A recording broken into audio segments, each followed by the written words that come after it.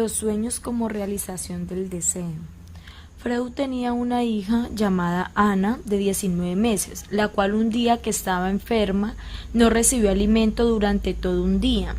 La noche posterior al día en que pasó hambre se le escuchó gritar con impaciencia: Ana, Freud, omelette, pudín. La niña decía su nombre para pedir algo que ella deseaba. Es claro que los sueños de los niños son expresiones más o menos transparentes de los deseos hechos realidad. Freud ya había llegado a la conclusión de que los sueños son estados mentales diseñados para el cumplimiento de los deseos, es decir, que el sueño es un estado alucinatorio que sirve para estructurar los sucesos del sueño, no como lo son en el mundo exterior, sino como nos gustaría que fueran. En ocasiones los deseos inconscientes se enfrentan con la restricción consciente, por lo que los procesos del sueño tienen que seguir caminos tortuosos o indirectos al cumplimiento del deseo. Freud planteó la implicación fundamental de este en Say, en la máxima: la interpretación de los sueños es la vía regia al conocimiento de la mente inconsciente. En otras palabras, mediante el examen y la interpretación de los sueños, podemos averiguar qué deseos y anhelos oculta el inconsciente. En comparación con los sueños de los niños, las producciones adultas no muestran la simplicidad y franqueza del antojo de Ana, de Freud y Pudín.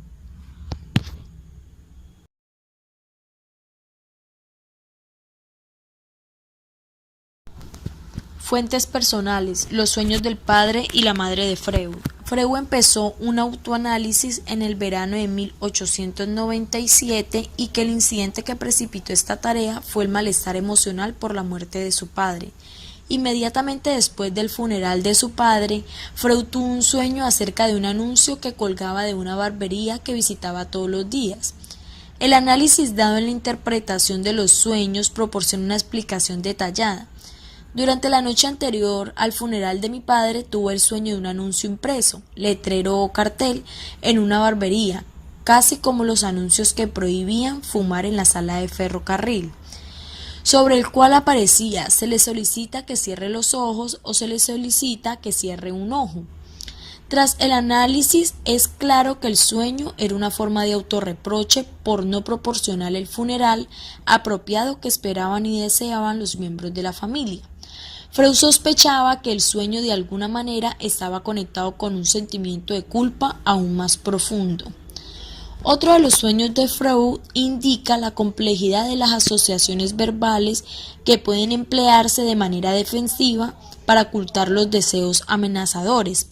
El autoanálisis de Freud reveló que cuando tenía 7 u 8 años había soñado a su madre con una expresión adormilada, peculiarmente tranquila en sus rasgos. En el sueño vio que era llevada a una habitación por 2 o 3 personas con pico de pájaro, quienes la tendieron sobre una cama. Freud tenía una intensa necesidad de preservar una imagen completamente positiva de su madre, una visión idealista que tenía que defender a toda costa. Cuando en su niñez experimentó resentimiento y enojo hacia ella por tener más hijos y abandonarlo para hacerlo, su único medio de manejar su odio hacia una figura tan amada era la represión, la cual fue seguida por la división de una imagen de madre buena y una madre aborrecible. En su interpretación del sueño de la gente con el pico de pájaro, Freud evitó el significado obvio de su hostilidad hacia su madre y desplazó a su padre la interpretación del deseo de la muerte.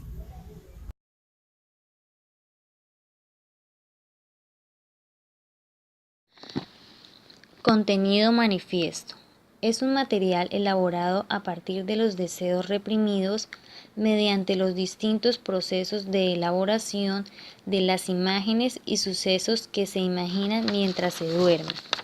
Es decir, para Freud, el contenido manifiesto es lo que el soñador recuerda con facilidad al día siguiente. Contenido latente. Son aquellos deseos inconscientes e impulsos que, de ser expresados directamente en el estado consciente, serían amenazadores, ya que estos deseos que sentimos son moralmente inaceptables para el soñador cuando está despierto. Freud indica que solo se puede llegar al contenido latente por medio de la interpretación cuidadosa del contenido manifiesto.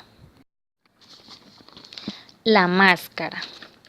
Freud mencionaba que la máscara de los sueños consta de todas las vistas, imágenes, ideas, sonidos y olores recordados que componen su trama. Debajo de la máscara de elementos recordables se encuentran los impulsos perversos e inaceptables que, igual que los criminales, enmascarados.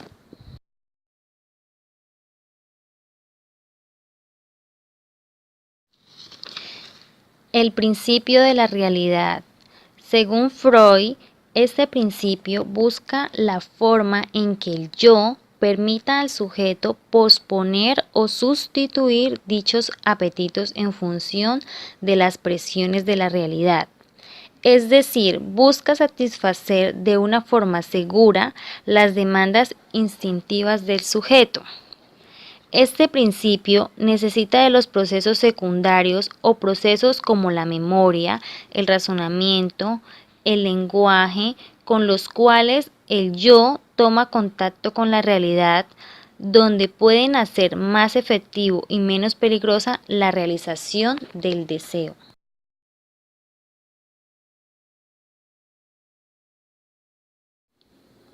Los significados del inconsciente en el psicoanálisis. Para Freud, el término inconsciente dio lugar a funciones acerca de las razones por las cuales podía ser expulsada de la conciencia. Freud distingue otras formas en que se empleaba el término inconsciente en el psicoanálisis. Primera forma. Primer significado indica la existencia de ideas que ahora o en el preciso momento, lo cual no está en la conciencia, es puramente descriptivo. En segunda forma es el dinámico, es lo reprimido a lo establecido, es el inconsciente impedir que los deseos afloten a la conciencia. La tercera forma es el sistemático, es la división estructural del psique, es el yo, el ello y el superyo, el sistema mental separado de la conciencia en el cual el proceso inconsciente participa en una categoría y pertenece a un sistema de actividad psíquica.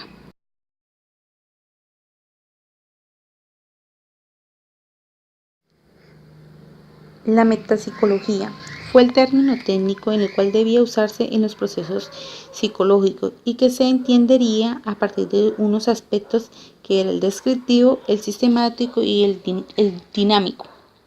Para Freud cada vez cambiaba su vocabulario acerca de la metapsicología. Como esto avanzaba, el objetivo de estudio fue los procesos psíquicos en su relación, la cual fue la tópica, dinámica y económicas.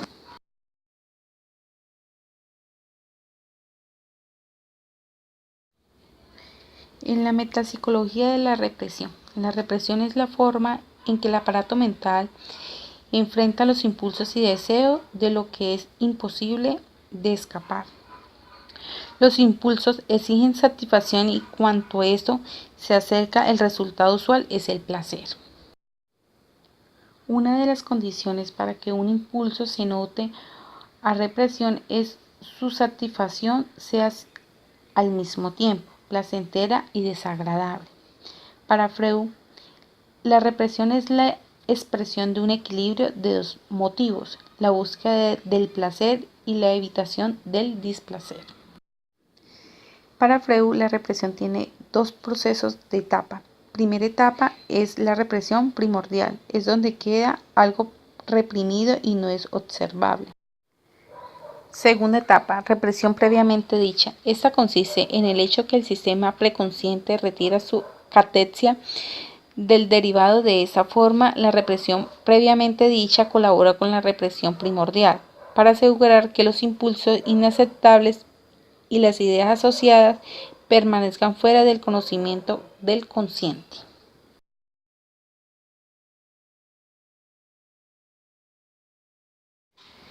Las pulsaciones del inconsciente. Los términos como excitación, pulsión, deseo y tensión, Freud reemplazó esos términos por pulsión, la cual es la suma de energías psíquicas que imparten y direccionan los procesos psicológicos, porque tienen una fuente, una finalidad y un objetivo. Para Freud, el concepto de instinto era tanto como psicológico como biológico entre los fenómenos corporales y mentales.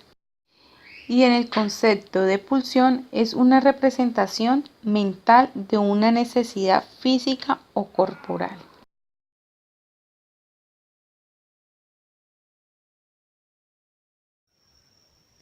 Características de las pulsiones. Freud distinguió 4 características de un pulsón. Primera, presión. Se refiere a la cantidad de fuerza o potencia de la demanda que hace la pulsión a la mente. Por ejemplo, refiriéndonos al hambre, se ejerce mayor presión si se priva de alimento durante 24 horas que si se priva de alimento durante 4 horas. Segundo, propósito. Los impulsos pulsionales se esfuerzan por llegar a una meta que es la satisfacción o reducción de la tensión. Si nos referimos a los instintos, estos siempre buscan una satisfacción final, pero si hablamos de la pulsión, existen 2 propósitos. Uno es el propósito final, donde se recibe gratificación inmediata de la demanda. Por ejemplo, si una persona tiene hambre, el propósito final se cumple si a cambio recibe alimento. También existe un propósito intermedio. Se refiere a las formas sustitutas de satisfacción por las cuales puede luchar una pulsión cuando se bloquea su acceso directo a una meta apropiada. Continuando con el mismo ejemplo, si una persona tiene hambre y en el momento no posee alimento para satisfacerlo, podría tomarse un vaso de agua y este podría ayudar a reducir la tensión. Objeto. Objeto concreto, por lo regular externo, que tenga el poder de reducir la tensión para cumplir el propósito último de satisfacción. El objeto de un pulsón es su característica más variable, por lo que es posible el desplazamiento de un objeto de satisfacción a otro.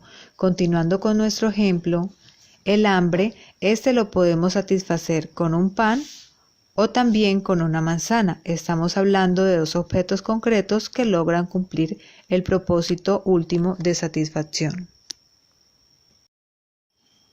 Cuarto, fuente. La fuente de las pulsiones residen en los procesos físico-químicos del cuerpo. Ejemplo, el hambre. Si hablamos del hambre, el proceso físico se origina en las vísceras y el proceso químico en el sistema nervioso, el cual nos lleva a reconocer que ese estímulo se refiere a la necesidad de alimento.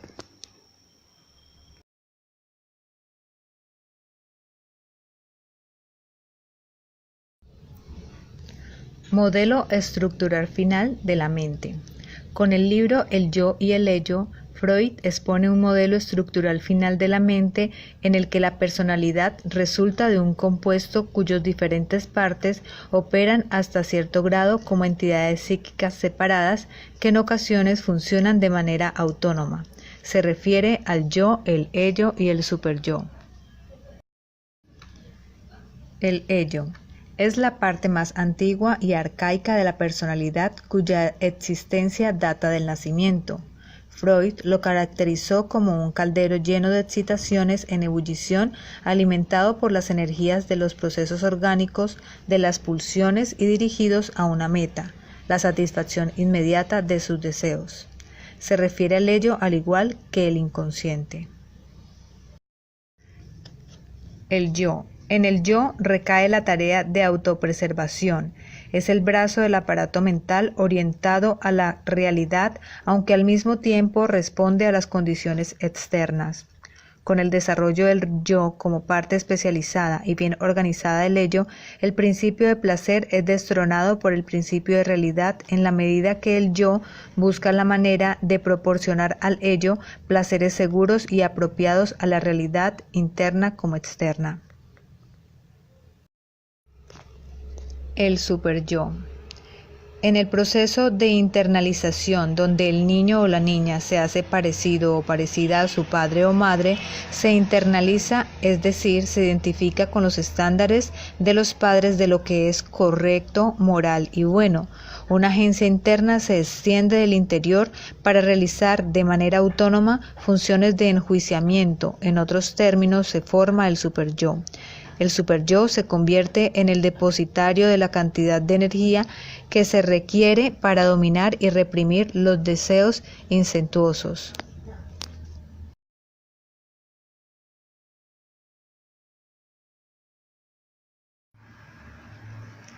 Evaluación del psicoanálisis teórico. Primeramente vamos a ver las contribuciones perdurables del trabajo de Freud. Dentro de ellas encontramos que estableció que muchos trastornos que antes se consideraban orgánicos en realidad tenían causas psicológicas. Demostró que la psicoterapia verbal o cura por la palabra puede ser una forma de tratamiento psíquico en lugar de una medida de intervención física. Su trabajo indicó que además del pensamiento consciente también pueden ocurrir procesos mentales inconscientes. Su trabajo señaló la importancia de las pulsiones. Destacó el insight y la actividad de los propios pacientes para encontrar respuesta a sus problemas. Y por último, muchos de sus conceptos, como los mecanismos de defensa, son útiles y tienen relevancia mucho más allá de los confines del psicoanálisis. Algunas cosas que dejó Freud por hacer. Descuidó las relaciones directas del individuo con la realidad interpersonal, en especial con la realidad de la madre en su papel como influencia que cuida, da forma, construye la estima y la confianza durante el desarrollo. Freud no logró definir la imagen del yo como el ejecutivo de la personalidad. La teoría estructural dinámica de Freud corre el riesgo de perder de vista a la persona íntegra. Y por último, dejó incompleta la imagen de las funciones propias del yo, en particular, cómo podría manejar la realidad externa. Refutabilidad del psicoanálisis. Podemos decir que muchos aspectos de la teoría freudiana han recibido apoyo científico. Sin embargo, buena parte de su teoría, que aún tiene que ser probada, pero que no ha sido evaluada, desafía la verificación científica o ha fallado las pruebas realizadas.